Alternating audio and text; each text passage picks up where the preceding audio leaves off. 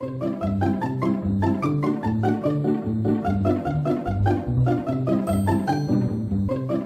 evening and welcome to the Angrycast. This is a rant. Hey everybody, guess what? We're not actually playing Adventure Capitalist because there's not really anything I can show you in the game nowadays. It's just you sit and wait and click and click and click and click, and that's about it. That's about it. No, what we're doing here is we're going to have a little discussion about the fact that I got paid. That's correct. I have finally become one of the many, or the few, don't know which, who have been paid to play video games on YouTube. I know what you're thinking. I know what you're thinking. Mongo, how is that possible? You always talk about how that has never been the case, that you don't make any money off this channel. Well, let's not get ahead of ourselves. I got paid, and I'll explain all that later, and I'll even show you the proof that I have been paid to have this channel. But more importantly, there's a reason why we're doing this. From day one of the channel, back in 2013, I have put forth the idea that this is an experiment. The experiment is that I wanted to see if it is very possible, with very little effort and very little overhead, to become profitable on YouTube. Now, I have had entrepreneurial experience before. In 2009, I launched a side business called Mongo Angry Mongo Smash, which the Angrycast is a part of. And in that business, I would design t-shirts. And I put those t-shirts, the designs up on the internet on places like Cafe Press, Zazzle, TeePublic, Redbubble, Screened, those kind of shops. And when somebody buys it, I got paid a commission. And I did it without spending very much money. I think $60 a year, well, maybe, okay, almost $100 a year to have that. And of which I've made probably, let's see here. Last year, I can say I cleared almost $9,000. It's a side business. I don't put a lot of effort into it. It pays some of the bills. That's all. But it's a profitable business by which I don't have to do that much, work. So I thought I could do the same thing with YouTube. I thought that I could start a channel, play video games, and just put them up on YouTube and just wait for the money to roll in from ad revenue. Now, I will say to this, I have some tips for you out there if you ever wanted to do this, because that's what this was, an experiment. I thought if I could figure this out, if I could figure out the formula to make it work, then I could tell all of you. And by which telling all of you, you would have to watch a video that had an add-on, and then I would get paid more. Because I've always held that it's not exactly profitable to get paid doing the act that gets you paid. I always felt that it was more profitable to tell people how to do the act that gets you paid. More people want to know how to make money than to just say, I'm making money. You know what I'm saying? Stick with me on it. But to that end, I thought I would go through, a few ideas that I had for you as a YouTuber. What I've learned in the last 4 years of experience, and how I can help you sort of get to that next level and also get paid by YouTube. First up, what are my 5 tips for YouTubers? Number 1, don't do it. Don't do it. Don't put yourself through the agony of all of this work. I have a 9-to-5 job 7 to 4 every day. I drive an hour out and an hour back from work. And when I get home, I'm exhausted. And then what do I got to do? I got to play video games. That doesn't seem like it's that big of a deal, but it's not just me playing video games, it's me recording me playing video games. Which means not only do I have to play the video game, I have to edit the footage of me playing the video game later. I have to do it twice. I have to do the same thing twice. And it always takes an extra hour, 2 hours to do all of the work that I maybe spent a half an hour or an hour doing. So don't do it. Do something else. Go get a regular job. Go do something else. Now, if you are so hell-bent on being a YouTuber, remember, I've used this analogy before. YouTubers coming up and coming, outside of the ones that we all know about, Markiplier's, PewDiePie's, Yogscast, Rooster Teeth, Cupquake, Day and Time of Minecart, Sky Does Minecraft, Pat, all those places. All those people that are well-known, that people know all about, who've been around for years. Up-and-comers have it so much harder now than they did back then because it was a new thing back then. But there was a time when Boogie2988 was just, the Francis character. And he's been doing it for over like a decade now. He was before YouTube. And, now he does a weekly podcast or every other day, whatever. And he makes money, but he, has admitted that YouTube's making it harder. And it's become even harder with the latest changes on YouTube. Here's the thing. I've used this analogy before. Being a YouTuber, especially a new one, is like being on the Titanic and going down in the ocean. You're sitting there, bobbing up and down in the dark, screaming and yelling, help, help, help. Now there's a boat coming at you, and that's the viewers. The boat's coming at you, and it's only got enough room on that boat for a few people. So while you're out there screaming, help, help, help, help, every other person out there, all 1,000 of you, are also screaming, help, help, help, help, help. And there's only enough room for 5 people on the boat. So the audience, the rescuers, can only pick so many people out of the water to watch. And if you're not screaming any louder or making enough of a splash for them to see you, they're going to skip you. They're going to go somewhere else. It is very hard to get noticed when you're doing pretty much the same thing as everybody else. And I say that from being a gamer and having a YouTube gaming channel. Now, there are some people out there that do other things, and I suggest to not do a gaming channel. If you like watching video games, you like watching me play video games, that's great.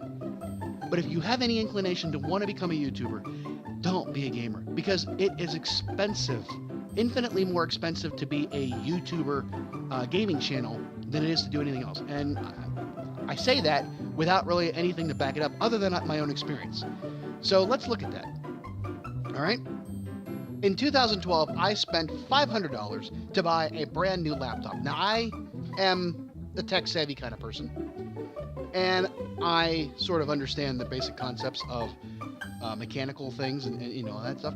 I know very little about what you would actually need to have to be a gaming rig for playing video games. So I bought a standard laptop, HP, the latest and greatest that they had at the time, and I got Intel integrated HD graphics. Yeah, I know. Rookie mistake, right? But I thought, hey, if I could play Minecraft on it, that's all you do, because you know what? I'm gaming. I'm playing Minecraft. Minecraft's huge. Everybody's playing Minecraft. Yeah, and that's the problem. Everybody's playing Minecraft. So I just looked at, what I could afford, and I got this $500 laptop. All right? I haven't recorded a single video yet, so there's no chance of me getting paid just yet. Okay, so I got this $500 laptop. Now I got to go out and buy recording software. Now, there are free options on the internet, but remember, you get what you pay for.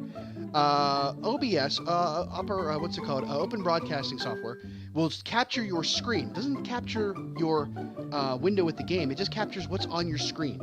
And it requires a lot of tweaking to make sure that it actually gives you really, really good quality.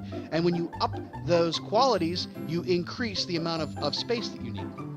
And it becomes cumbersome to edit if you don't have other good software to do the editing process. So let's just go with the idea that I paid $38 for Fraps. Fraps is what I use to record about 90% of my game captures. Actually, no. Let's put it back. About 75% at this point, since I play a lot of PlayStation games. This is mainly PC stuff. $38 for Fraps. So now we're up to $538. I haven't recorded a single video just yet. Now, got to edit those videos once you recorded them, right? Sure. So you need to get editing software. Now, there are free options out there. But again, you get what you pay for. You can go and spend the money on Sony Vegas or Premiere, something like that. But you're going to spend a hell of a lot of money. And if you're just starting out, you don't really have those kind of funds. Unless you do some kind of a Kickstarter or GoFundMe to get you off the ground. I did it just with money out of my own pocket. So I got $538 for equipment. And I just used, hey, guess what? There's Windows Live Movie Maker on the computer. I'll just use that. Again, you get what you pay for. It's free. I only have so many things I can do. So it's kind of hard in order to do all that very efficiently. So now we're up to $538. Now, I have a 500 gig hard drive on this laptop, this wonderful thing that I've been using for the last 4 years.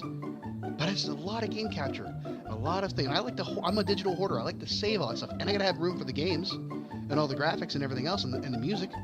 So I need to have some storage. So I went and I bought these. I have 4 on my table right now. 4 terabytes. So there's 4 individual 4 terabyte hard drives, my books, on my table. They're about $120 each, unless you can get them on sale. I usually go to Amazon, check the price, go to check Target, price match, use a 5% discount from my card, and I save even more money. So be very frugal and shop around and compare, price match, stuff like that. It's a good idea. So there are 4 of these on there. That's $480 right there. Now we're up to about $1,000 just to have a place to keep my stuff, record my stuff, edit my stuff, and, play the stuff. So now, we haven't recorded any videos yet. Well, okay, let's be honest. There's about one a year on these hard drives. So $120 the first year. So we're still close to $1,000 when you get down to it. Because then I got to go buy games. I got to go buy games to play. Well, I already owned Minecraft, so that wasn't a big deal. But I got Dead Island Riptide, which I couldn't play. I got the Evoland, which was, good investment. And I usually go through Humble Bundle and those kind of things where you get deals. So it wasn't like I was spending a lot of money there. But over the course of 4 years, I probably spent about $1,000 on games between PC and the PlayStation. So now I've got almost $2,000 wrapped up into this venture. Haven't got paid yet. Now, that's why it's so expensive for me as a gamer to record, edit, play, whatever, for the channel. So I highly suggest that you figure out what it is you want to do, what you can afford, and what you're good at, and what you would be enjoying doing. And that's tip number 2, figure out your identity. My identity is that I talk a lot. I have pop culture references and movie stuff, and I have fun. I try to be funny and do voices and all those kind of things. I try to enjoy it. I don't just sit there and play a game just to play it, record it, and throw it up on YouTube. I want to put a little bit of extra effort in it. And sometimes I wonder if maybe I should just play the game, record it, and put it up there. But I don't exactly do a gameplay where I am just showing you how to play the game. I feel that that's boring. You can go play the game. Why would you spend your time sitting there watching somebody else do it when you can go buy the game and play it yourself and not have to see where all the secrets are? Discover it yourself, When we're playing a game like Fallout Shelter where it's strategy, or you're playing a game like SimCity, but it's going to be a different experience for everybody who plays it. Then it's a little bit easier to understand watching somebody else play it. But how do you stay engaged? Now, groups like the Yogscast and Rooster Teeth that have banter back and forth, that's a great thing. That's a great thing because it's funny, it's comedic, and it engages the audience. I'm just one person, so maybe that's not the greatest of thing if you're just one person to do it that way. So, if you're going to figure out your identity, figure out what kind of thing do you want to do. If you want to be a gamer, like I am, figure out if you want to be a straight-up gameplay, and that takes extra stuff on tip 3 that I'll get to. Do you want to be a one that shows you how to do all the levels and strategy and stuff like that? Like, you're doing strategy games like card-playing games like Hearthstone or Elder Scrolls Online, or Legends, that kind of thing? Or, are you going to, showcase things, like showcase mods and stuff like somebody like Dan the Devil My Card would do for Minecraft? Or Venturing, do you tell a story? Do you create machinima kind of things? Those kind of things. Figure out who you are. Now, if you're not a gamer, figure out who you are and in the confines of your budget. It's cheaper if you're going to just do vlog posts, just talk, play guitar, do things like that. You can do a lot of things really cheaply, and if you're really good at it and put a lot of quality into your effort, you can pretty much cut all of that cost out of the top. If you can cook and you want to show people how to make things, that's a good idea. Hey, look at My Drunk Kitchen. It's funny, and they also make things. And she talks about it. She has advice. See what I'm saying? She's got an identity. She's got a thing. Again, I'm saying that there's 1,000 of you out in the ocean, and you have to scream loudest and make enough splash so that people will see you and come watch you. So figure out what it is that you do that nobody else does. I'm doing something that everybody else has been doing for the last 10 to 20 years. I'm not reinventing the wheel. I am not doing anything special. I'm trying to bring my own brand of uniqueness to it, but again, I'm still doing the same thing. And if I don't put a game out like Uncharted last year, I tried to get ahead of the curve, and then I got sick, and everybody had already watched it. Now, granted, nobody was watching me to begin with, so I was already behind the 8 ball of a losing battle. So figure out what you can do that's different and that will not have to compete with other people doing the exact same thing.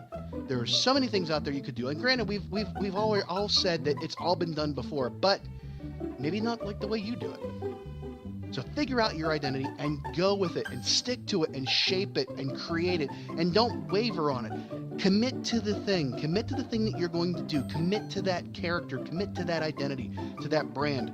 Shape it and fully form it in your mind before you even start, because it'll be a lot easier to guide how you want to go down the path of being a YouTuber if you know what you're thinking about, what you're doing. There's a lot of, I spent a lot of time planning out ideas, planning out these games where I'm going to show something or showcase something or do anything like that, where I do a lot of stuff that I don't record just to get it ready, and then we start. Bailey and I would do a lot of stuff, like when we would play Skyblock. I would spend a lot of time building things ahead of time, and we're doing it, we're not using creative mode, so it would take me a lot of extra time to mine all the materials. So there's a lot of stuff you have to think about, and that's where it comes to number 3. Make an effort. Don't just turn the camera on, record, and then put it up there. Again, I said I spent money on the capture, and I spent money on the laptop. There's something called the production triangle, and the production triangle goes like this. There's 3 sides. One is quality, one is speed, and one is money. You are allowed to pick any 2 for anything. If you want something done fast, and you want it to be very good quality, it's going to take you, it's going to require a lot of money. If you want something done with a good quality, but doesn't cost a lot of money, you're going to spend extra time on it. And if you want something that is done very low, very fast and very cheap, you're going to have to give up quality. Okay? That idea is how we work the production triangle. Because I have a free software that I edit stuff with, because I have a shitty laptop, and because I have a recording software that I can only do certain things, it takes an extra effort for me to do all of the stuff on the other side. I have Paint.net, which is a free paint program, and it does almost everything that Photoshop can do. Quite frankly, I like it more than Photoshop. It takes less well, it's pretty resource heavy, but it's less money. First of all, it's free. And I think it has enough of a learning curve around it that you don't have to know exactly how to use Photoshop to use this program. And it's a great thing, and I highly suggest getting it if you are into any kind of art stuff. So the idea being that, hey, make an effort. Now, to give you an analogy, when I first started out doing t-shirts, I decided I just wanted to throw everything at the wall and see what stuck. Just threw stuff out there. Didn't even think about how good the quality was. And you know what? It actually sold. And I was surprised at how well things sold those first few years. And then I would go back later and look at the quality of those designs and think, oh my God, there's so many rough edges, and the coloring on this, and why would I use that font? That typeface is horribly just generic and bland, and everybody knows what that is. It's like using Comic Sans for writing out Shakespeare. Why would you do such a thing? So I began to learn how to make things better. Now, the first design I really put a lot of effort into was called the Riverbottom Nightmare Band. It was a parody on Rock Band with the old Muppets Emmett Otter Jug Band Christmas mixed together. And I actually spent a lot of time going through and pixel by pixel touching up and making sure everything was smooth and looked great. And I did it. I put a lot of work into just retracing it all over my entire work to make it look very crisp and pop. And I tell you, that thing has become really, really popular, especially around the holidays. And I still sell a lot of them, even though the design itself is like 3 years old. But because I took the time, I took the effort to make it better, it produced better quality, it produced better results. So I take the time to and then here I bought, here's another $100 in headsets for me and Bailey to work, because that old crappy headset that I got with my PlayStation 3 that sort of shit the bed after a while. So I'm saying is you need to sit there and take the time. Go through and really edit your stuff down to cut out all the dead air and things to make it work within the narrative of what your story you're trying to tell with your video or your channel. Add in titles. Now, like I said, I'm using Windows Live Movie Maker. It comes with titling on that, and I have a bunch of typefaces for that. And I also do stuff offline in Paint.net to create titles. And the music is usually all coming from the game, but it's mixed in a better way to not be choppy, so you have a full experience. And I also use Kevin MacLeod, the John Williams of YouTube music. His stuff is really great. There's always a link in the description to his site. Good stuff there. I highly recommend it. Just give credit to where credit's due. It's a Creative Commons licensing, free music. Just put that extra effort. Take the extra step. Don't be lazy about it, because you know what? It's going to pay off in the end if people start to notice your channel and start to watch. Really be clear about how you present your content. Be very, very try to enunciate as well as you can. I know I speak a mile a minute. It's because I'm trying to get these things in the time that I have allowed. Because, hey, the time you take in a video, an hour versus 20 minutes, may be the difference between having a growing channel and people just getting bored after 5 minutes, and then maybe it won't even count towards your views. Because here, the thing, for every 1,000 views, starting out, every 1,000 views, it's like $1. And now they've got new rules where you have to have lifetime views equal 10,000 before you can even monetize your channel. They've really made it hard. And that brings me to part 4, plan for change. When I first started out in doing the channel back in 2013, it was sort of like the end of the halcyon days for YouTubers. Everybody was still making money and everything was great. All that was great. We didn't have a lot of the content matching issues we have today. And, hey, not to say that we shouldn't be able to protect people's work and they shouldn't have it stolen by other people. I understand that. But the method by which they do it is kind of horrible. But there's so many out there that how can you do it with a manual process? You have to have an algorithm that does it, a robot that does it. It's just not very common sense attached to those algorithms. But the problem is we got into this point where the advertisers started to look at what was being, and we're becoming a very consumer-driven market. People know, hey, we don't mind bitching about things. We take to social media on a regular basis to bitch about things. And advertisers get the brunt of it. Like, why are you advertising on a channel talking about LGBTQ issues? Whoa, wait a second. What are you talking about? YouTube came under a lot of fire because advertisers realized that that YouTube was putting their ads along videos that may or may not speak to what they are about. And therefore they pulled back and people started getting their channels demonetized because of that kind of thing. Again, I say, can't do it manually. It's got to be an algorithm that does it, but there should be a better way of presenting the ability to restrict certain advertisers on certain types of videos. It's a no-brainer, right? It really is a no-brainer. The problem is that, like I said, this is a new thing. There's a learning curve to everything, and YouTube took a lot of flack. So a lot of advertisers started getting antsy, and hey, since advertisers are what drive the money to companies like Google and YouTube, because I don't know how much money they make off of YouTube Red. Still, the idea being that, hey, advertisers are what make the money.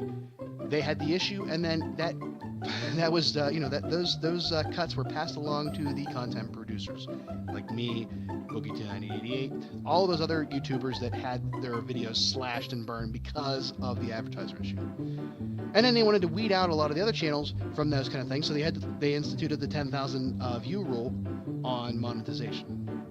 And now we have the restrict videos where I've showed you before in the last vlog post about how one side was restricted mode and one side was regular mode, and there was videos that I didn't understand why they would be considered restricted mode. And that cuts down because a lot of Bailey's friends watch our channel, and while we do some things that are somewhat more of an adult nature, I do swear, I will admit to that, I'm not, out there promoting hate. I have a filthy mouth sometimes. I understand that.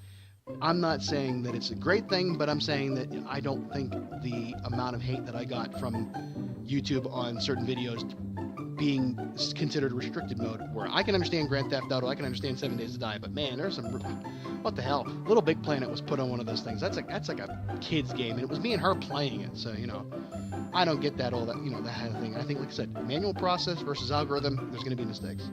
So you got to plan for change. You got to make sure that you are able to weather the storm of all these changes within the YouTube, thing. I myself rely strictly on ad revenue, only because I, as a YouTuber, I don't think I'm all that great. I don't think I should force people to, pay for me to do stuff in the form of a Patreon or something else. I figure 30 seconds of your time to watch an ad is a lot more acceptable than having to pay $5 for me to do a funny video. Because granted, I think you're going to get $4.50, worth of crap and 50 cents worth of actual content. That's just how I am. I'm self-deprecating, to say the least. So I can't say, my relationship with the audience is saying, listen, sit through an ad, they'll get the content. That's the obligation ends there. Now, I will promote and say, hey, go out to my shirt shop, buy it. So there's merchandise. You can make money with merchandise. Or if you really want to do it, set up donations through PayPal. Or, have a Patreon. I don't understand Patreon, so I apologize for not being able to give you a lot of good information on it. But from what I figure, it's something where people can subscribe and give you money constantly over time, or they can just subscribe to one particular project. A lot of models do it, where you say, you want me to do a sexy photo shoot, pay me money, that kind of thing. I understand it. Hey, that's what you want to do. That's what you want to do. Now, there's a lot of money, I guess, in streaming. I don't know anything about streaming.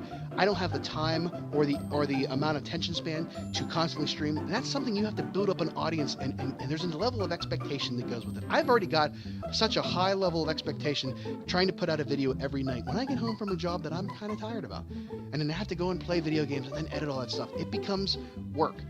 That's part of the problem. Don't make it work. Make it fun. Otherwise, you're not going to want to do it. So plan for change, because you never know. There's a thing called Who Moved the Cheese, where mice live in a maze and they always go to the same block of cheese and everything's like fine and dandy. But then the cheese is moved.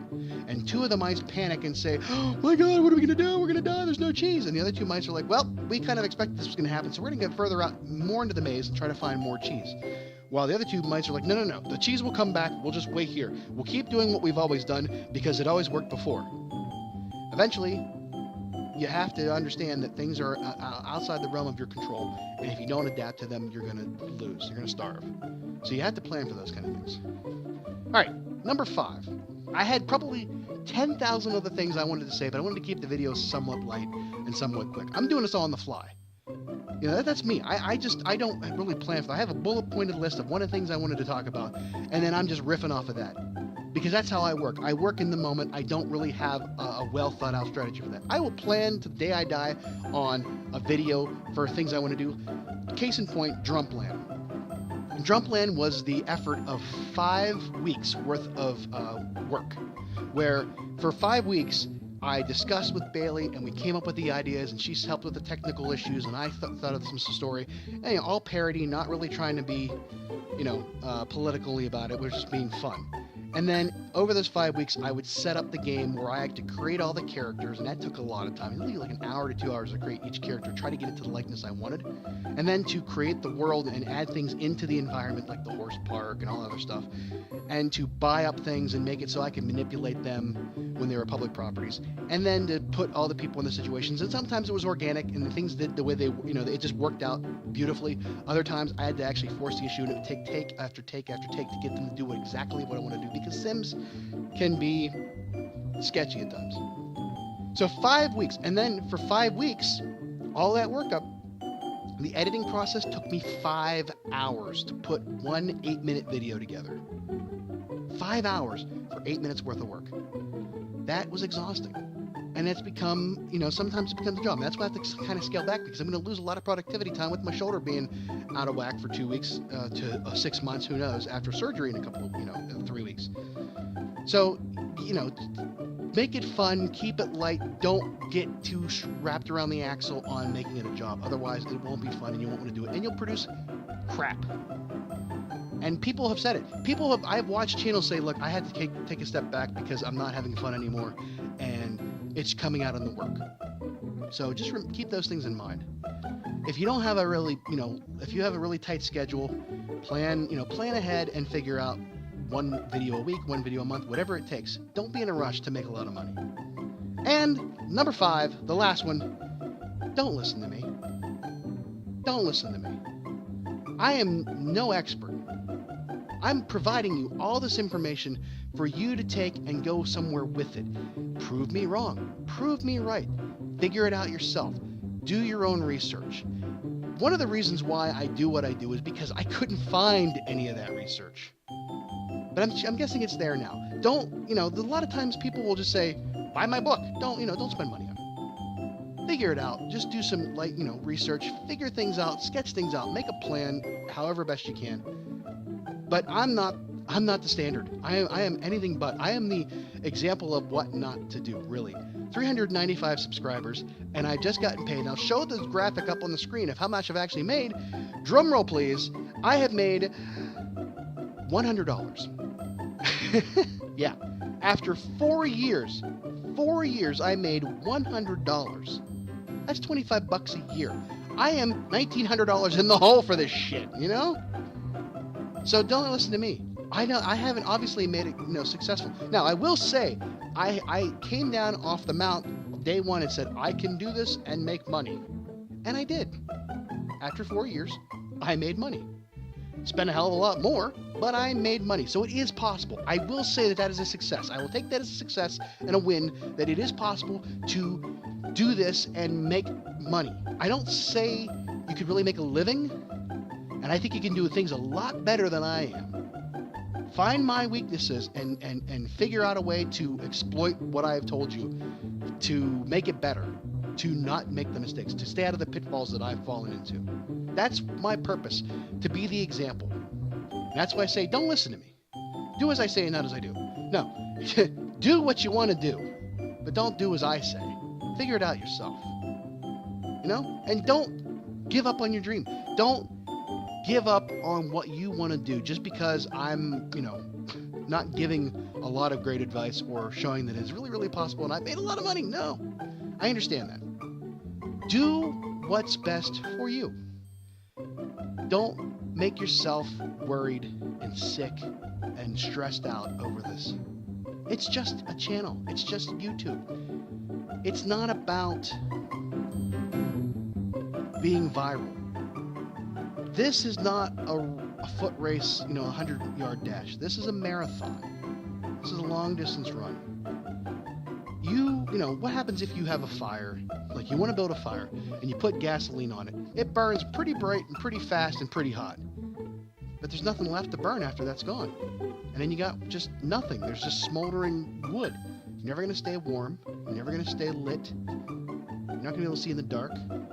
If you build a good base with kindling and care and take a lot of effort and figure out what happens if the wind should blow or if there's going to be some kind of a rainstorm, if you figure all those things and make an effort and you plan for change, you can take a small spark with a nice foundation of fuel and make it last a long time and have that channel grow. For as long as there's going to be YouTube, who knows? It could all go tits up tomorrow and we could all be done. This could end next week. Somebody could come down and say, you know what? Not allowed to do it anymore. Nope, can't do it. Who knows what's going to happen? Who knows what legislation will happen? But for the moment, enjoy it. I want to thank y'all for watching. Stay safe out there. Good night.